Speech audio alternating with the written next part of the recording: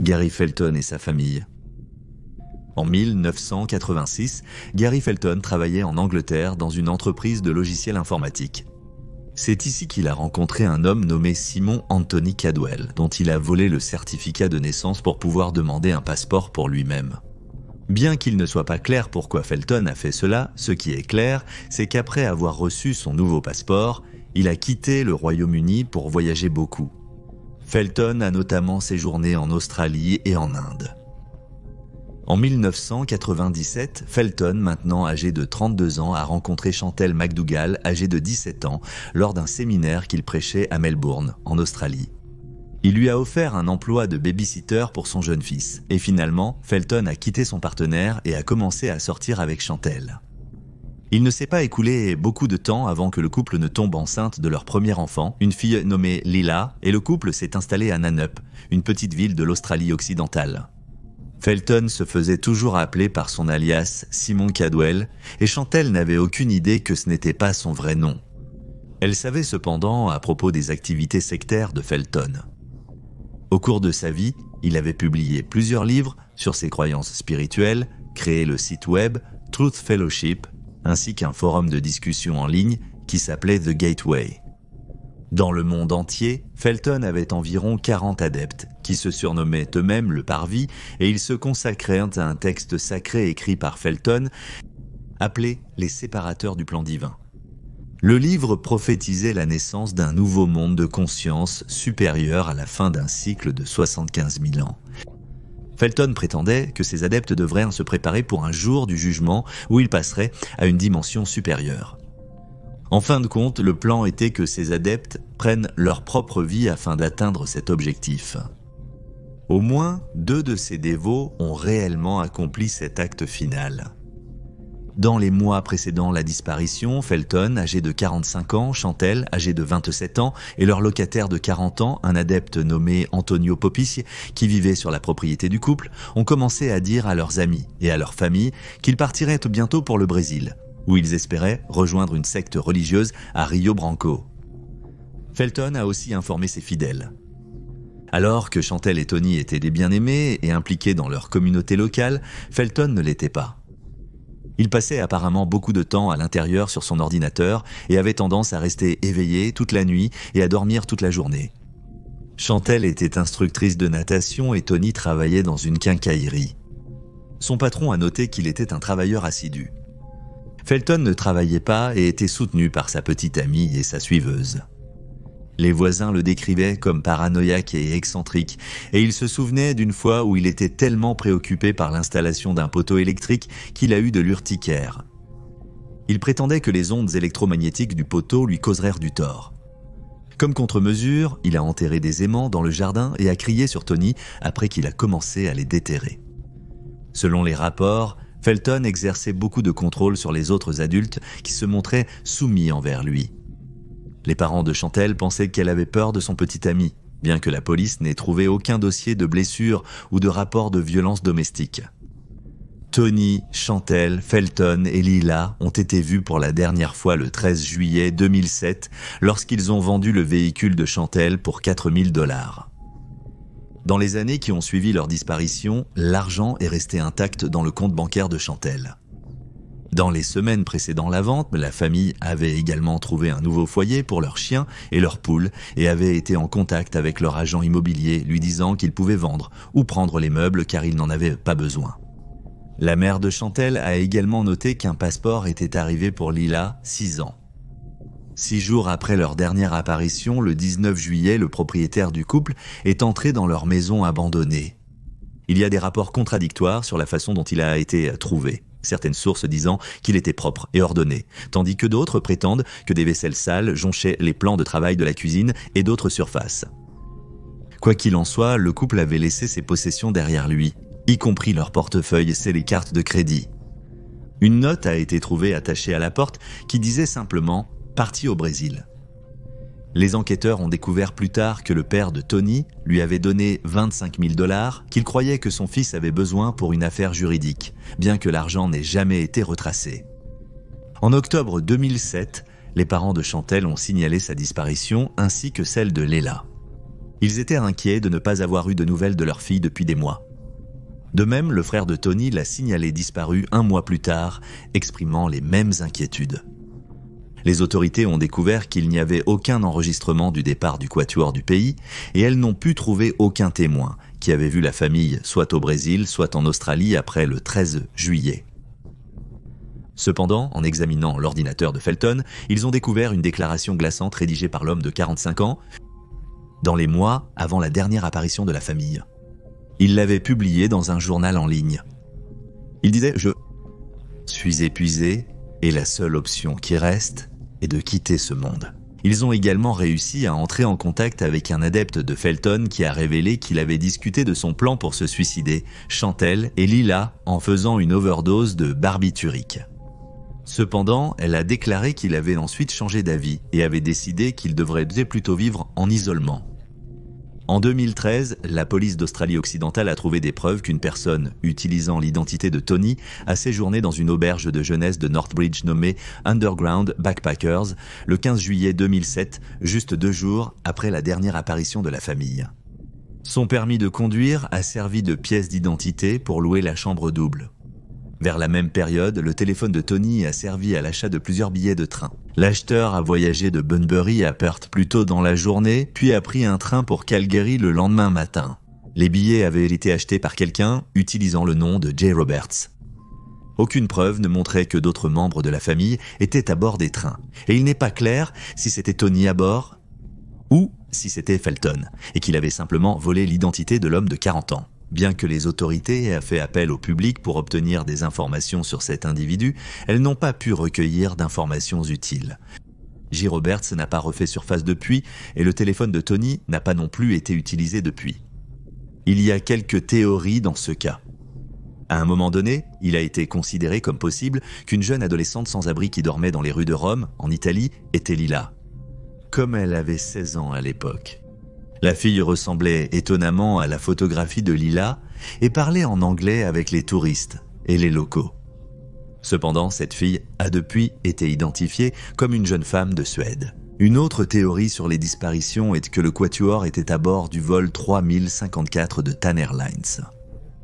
Le 17 juillet 2007, l'avion a dévié à la fin de la piste à l'aéroport de Sao Paulo, a manqué de peu une autoroute et a percuté un dépôt de carburant avant de s'enflammer. Tous les 181 passagers et membres d'équipage à bord ont été tués et près d'un tiers des corps ont été brûlés au-delà de toute reconnaissance. Cependant, une enquête conjointe des autorités brésiliennes et australiennes a conclu que la famille n'était pas à bord de l'appareil. Les détectives en ligne ont tendance à croire que les disparitions étaient le résultat d'un meurtre-suicide, ou peut-être que Felton a ôté la vie de Chantel, Leila et Tony avant de prendre la fuite. Il a été suggéré qu'il a volé l'identité de Tony ou qu'il vit peut-être maintenant en dehors du réseau. Au fil des années, il y a eu 4 prétendues apparitions du groupe, mais aucune n'a jamais été confirmée. La police de l'Australie-Occidentale enquête toujours sur les disparitions. Une enquête de 2018 a conclu qu'il est impossible de dire si le quatuor est vivant ou mort, car il n'y a aucune preuve pour indiquer dans un sens ou dans l'autre. Un psychiatre comportementaliste clinique nommé Chris Guysen a exprimé sa conviction que Leila, Tony et Chantel sont tous morts, mais il est possible que Felton soit toujours en vie. Guysen a décrit Felton comme un escroc narcissique. Si vous avez des informations sur les disparitions de Gary Felton, Antonio Popic et Chantel et Lila McDougall, vous pouvez contacter Crime Stoppers Australia au 1-800 333 000.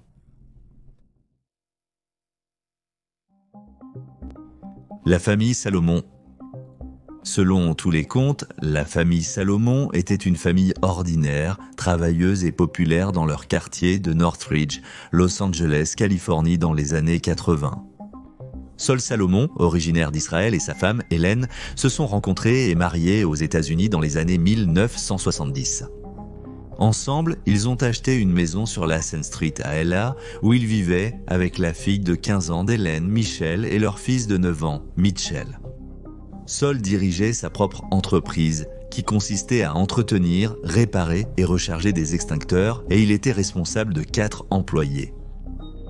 Pendant ce temps, Hélène était mère au foyer. Le couple possédait également plusieurs autres propriétés qu'il louait. La famille Salomon a été vue pour la dernière fois le 12 octobre 1982, bien que leur disparition n'ait pas été signalée avant 2 jours plus tard, lorsque des voisins inquiets ont remarqué que leur piscine débordait, mais ils n'ont pu entrer en contact avec personne dans la famille.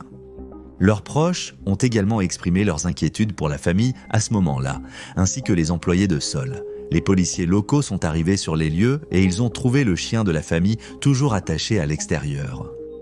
Les portes étaient verrouillées, donc les autorités ont dû forcer leur entrée dans la maison. À l'intérieur, tout était calme et immobile. Rien n'était déplacé et il n'y avait aucun signe de lutte. La maison était également vide. Des objets de valeur, y compris 2500 en espèces, des bijoux et des appareils électroniques, avaient tous été laissés derrière. 2 des 3 véhicules que possédait le couple étaient toujours dans l'allée. La Rolls-Royce d'Hélène et le camion de travail de Sol étaient garés dehors sans être touchés, tandis que leur Mercedes avait disparu. Après une enquête plus approfondie, les forces de l'ordre ont découvert une petite quantité de sang et des éclaboussures de sang dans la chambre de Michel. Les éclaboussures étaient sur le matelas et le mur. Un morceau de moquette avait été retiré du sol et était recouvert d'un tapis de salle de bain, et les draps, la couette et les oreillers de l'adolescente de 15 ans avaient disparu. En dehors de cela, cependant, il n'y avait aucun indice sur ce qui était arrivé à la famille ou où il pourrait y être. Les autorités ont également eu du mal à trouver un mobile pour les éventuels meurtres, car après avoir parlé avec des responsables israéliens pour recueillir plus d'informations sur Sol, il a été découvert que le trentenaire n'avait aucun casier judiciaire et n'était associé à aucun crime de quelque manière que ce soit. Il venait d'un milieu stable et avait servi comme officier de police et passé du temps dans l'armée. Hélène n'avait pas d'antécédents judiciaires non plus. Dans les jours qui ont suivi la disparition, le 17 octobre, les portefeuilles et passeports d'Hélène et Sol ont été découverts sur un tronçon d'autoroute connu sous le nom de Antelope Valley Freeway près d'Acton, en Californie, à environ 29 miles de LA. Les informations sont contradictoires quant à la découverte ou non des passeports des enfants sur les lieux. Malgré ces preuves, aucune autre piste n'a émergé dans l'affaire pendant plusieurs semaines et les habitants ont commencé à spéculer et à faire des commérages. Des rumeurs circulaient selon lesquelles Sol était impliqué avec la mafia israélienne qui opérait dans la région de LA, bien que les amis et la famille aient vigoureusement nié ces allégations. Bientôt, la police a informé les médias qu'ils connaissaient Sol et l'avaient même connu avant sa disparition. Cependant, ils ont refusé d'élaborer, précisant seulement qu'il n'était pas lié à une activité criminelle. Pour beaucoup, c'était une déclaration bizarre à faire et de nombreux détectives en ligne se sont demandé comment exactement Sol était connu des autorités, spéculant qu'il était peut-être un informateur. Cependant, aucune preuve ne soutient cette idée. Une année s'est écoulée sans aucun progrès sur l'affaire. En octobre 1983, un homme nommé Ashley Paul s'est présenté à la police après qu'un détective privé travaillant pour la mère d'Hélène l'a encouragé à le faire. L'homme, qui travaillait comme chauffeur de taxi à Londres, a dit à la Los Angeles Police Department qu'il avait vu son cousin, un homme nommé Harvey Rader, tirer sur Saul à la tête le 12e octobre 1982. Rader n'était pas inconnu de la police. Citoyen britannique, Rader avait déménagé aux États-Unis en 1978. De retour dans son pays d'origine, il avait eu d'innombrables démêlés avec les autorités et avait été emprisonné 9 fois. Il avait été reconnu coupable de plus d'une douzaine de crimes, allant du vol à main armée au vol et à la contrefaçon jusqu'à la possession illégale d'une arme à feu. En entrant aux États-Unis, il avait prétendu n'avoir aucun casier judiciaire, et ce n'est que quelques années plus tard que les officiels ont découvert son long passé criminel. La nuit de la disparition de la famille, Sol avait prévu de rencontrer Rada. Le duo partageait une passion pour la restauration de véhicules anciens, et Rada possédait un garage de réparation automobile. Vers 6 heures du soir, on sait que Sol a quitté la maison pour assister à une vente aux enchères de voitures avec Rada. Cependant, la vente aux enchères s'est achevée à 17h20. Ce soir-là, selon Rada, il a déposé Sol dans un restaurant israélien par la suite, mais les autorités ont découvert que le restaurant n'était pas ouvert cette nuit-là. Après avoir quitté Sol, Rada est retourné chez Solomon pour déposer le camion de Sol et récupérer sa Mercedes qui devait être réparée, Bien que cette dernière partie de l'histoire puisse sembler raisonnable en surface, un ami d'Hélène témoignera plus tard au tribunal que la mère de 2 enfants, âgée de 39 ans, avait raccroché tôt à 1h30 de l'après-midi, parce que Rada était à la porte. Il semble avoir été la dernière personne à voir la famille en vie. Apparemment, Sol avait investi environ $20 000 dans l'entreprise de Rada. On a supposé que le duo s'était disputé le 12 octobre parce qu'il était mécontent des détails de l'entreprise et voulait récupérer son argent. Sol a parlé de cette dispute à au moins une personne. Revenant à l'histoire du cousin de Rada, Paul a affirmé qu'après que Rada ait tué Saul, il est allé à la maison des Salomon pour prendre l'avis des membres restants de la famille parce qu'il savait que Saul et Rada avaient été ensemble le jour de sa disparition. Ensuite, les corps ont été retirés de la maison, enveloppés dans des draps et placés dans la Mercedes de la famille. Après leur mort, Paul a déclaré qu'il avait aidé Rada à enterrer les corps dans une zone désertique près d'Acton. Paul a exigé qu'on lui accorde l'immunité en échange de son témoignage, bien que de nombreux membres des forces de l'ordre pensaient qu'il était plus impliqué dans les meurtres qu'ils ne le laissaient entendre. Après avoir échoué à 4 tests polygraphiques distincts, la police a révoqué son offre d'immunité et il a été accusé de complicité de meurtre.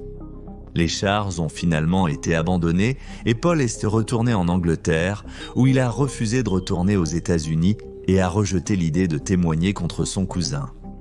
Malgré cela, et malgré le fait que Rada nie toute connaissance des crimes, la police a établi une chronologie des disputes que Sol et Rada ont eues et des menaces subséquentes qui ont été faites par Rada contre Sol par la suite. Et finalement, malgré un manque de preuves et de corps, il a été accusé des meurtres de la famille Salomon. Rada a été arrêté en Arizona en 1988 suite à sa libération de prison pour fraude au passeport. Les 2 premiers procès de Rada se sont terminés par un non-lieu. Lors de son 3e procès, les procureurs ont affirmé que le mobile du meurtre de Sol provenait des $21 000 que le trentenaire voulait récupérer. Leurs preuves étaient limitées. Ils savaient que Sol et Rada étaient ensemble la nuit des disparitions. Et comme mentionné précédemment, l'ami d'Hélène a témoigné que la mère de 2 enfants avait raccroché parce que Rada était arrivé à la porte. Rada avait également des égratignures sur ses avant-bras qui étaient supposées provenir de ses victimes qui se défendaient et des témoins l'ont placé dans la Rolls-Royce d'Hélène le jour du crime. Cependant, 3 témoins pour la défense ont affirmé qu'ils avaient vu Sol dans la ville de Carpinteria en Californie dans les jours suivant les disparitions.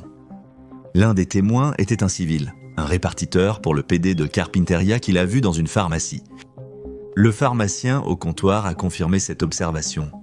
La défense a également déclaré que Sol et Hélène traversaient des problèmes conjugaux au moment où la famille a disparu et a allégué que le trentenaire était impliqué dans des trafics illégaux de drogue et d'armes à feu. Le jury a délibéré pendant 2 jours avant d'acquitter Rader en juillet 1992. Suite à son exonération, il a continué à clamer son innocence et a vendu son histoire, espérant qu'elle serait transformée en un film pour la télévision. La disparition de la famille Solomon reste toujours non résolue. Bien qu'Ashley Paul ait tenté de conduire les autorités sur le site d'inhumation de la famille, dans le désert de Californie, il n'a pas pu le localiser. Aucune preuve de l'existence de la famille n'a été trouvée au fil des ans. Depuis le 3e et dernier procès de Rader, on ignore où se trouvait Rader ces dernières années. Bien qu'il souhaitait rester aux États-Unis où il avait un fils et une ex-femme, il était dans le pays illégalement. À un certain point, les officiels ont considéré son expulsion. Dans les années précédant la disparition de Sol et de sa famille, Rada avait été le principal suspect dans la disparition de 3 autres personnes.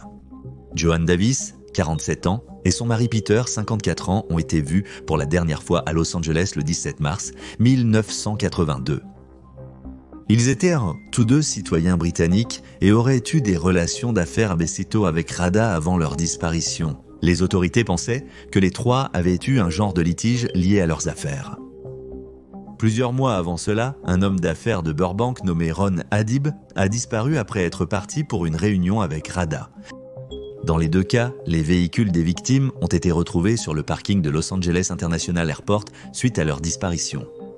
Cependant, Rada n'a jamais été inculpé ni condamné dans l'un ou l'autre de ces disparitions. Le cas de la famille Salomon laisse bien plus de questions que de réponses. Comment le coupable a-t-il pu contrôler toute la famille suffisamment bien pour commettre les meurtres ?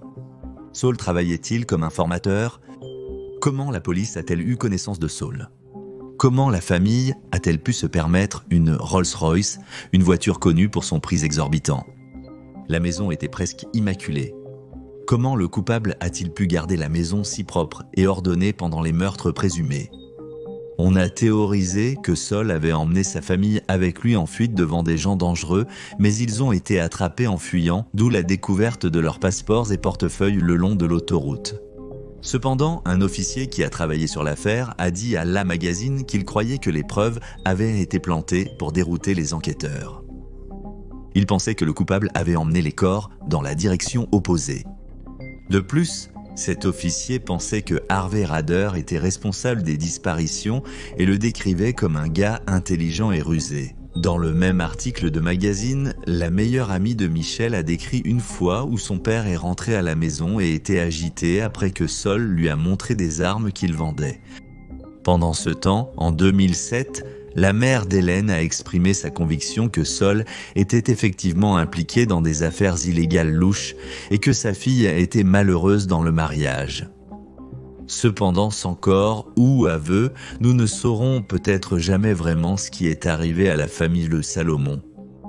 Si vous avez des informations sur la disparition des Salomon, vous pouvez contacter la ligne non urgente du Los Angeles Police Department au 1-877-27-55273.